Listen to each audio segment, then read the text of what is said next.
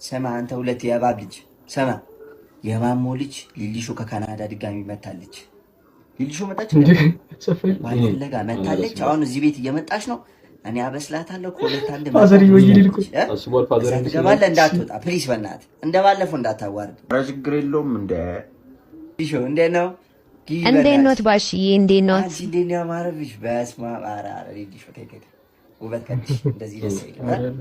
ይሄ ጨዋታው ትልቁ ባሽ ይረፍ ረፍ መጣች ማሞ እኮ ነግሮኝ ያው ባልፈለጋ እንደመጣሽ። ምን እዚህ ወንድ ጠፋ። ትንሽ የኔ ልጆች ደግሞ አሉና ያው አንዴ ያውና ነውጣ ፊቱ ትንሽ የድሮ ማሞ ደንቆሮ የሚባል ጫማ ነው የሚመስለው። ልቡ ንጹህ ነው እንደኔ ነው። እስቲ መስፈርቶችሽን ትንሽ ብትነግሪኝ። ልይሽ ምን አይነት ወንድ ነው አንቺ የምትፈልጊው? ምግብ መስራት የሚችል በተለይ የሀበሻ ምግቦች መስራት ቢችል። ወጥ የሚችል ትንሽ ቤቱ ጋር ያደረግከው ትንሽ ዱለቷ ደርሳለች። ዶሮ አለች ትንሽ እጄን ማሳሳቀምሻት ትሄጂማ። እጄን ቀምሰሽ ነው የምትሄጂው። ሌላ ምን አይነት መስፈርት? ሌላ ደግሞ ባሺ ቤተሰቡ የሚያከብር ቤተሰቡ የሚረዳ ቢሆን ደስ ይለኛል። ቤተሰቡ የሚረዳ አባዬ በእግዚአብሔር እምቢ እንዳትለኝ። ምንድን ነው? ተነስ ገላልጠ ተነስ አባዬ። ሳምንት ሌላ ነገር እንዳይቀየርብህ የኔ ጌታ። ምን አባ ነው ልጅሽ?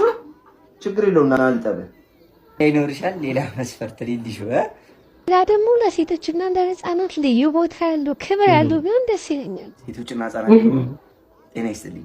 በግሌ ለመርዳት ብዬ ያው ወደ 123 ሺህ ብር አካባቢ ገቢ አድርጌ ነበረ እና ከእናንተ ያው አንድ ልጅ ወስጄ ለቁም ነገር ማብቃት ፈልጋለሁ። እንዴት ዋላችሁ ባሻ? ጃድ መጣ እንዴ?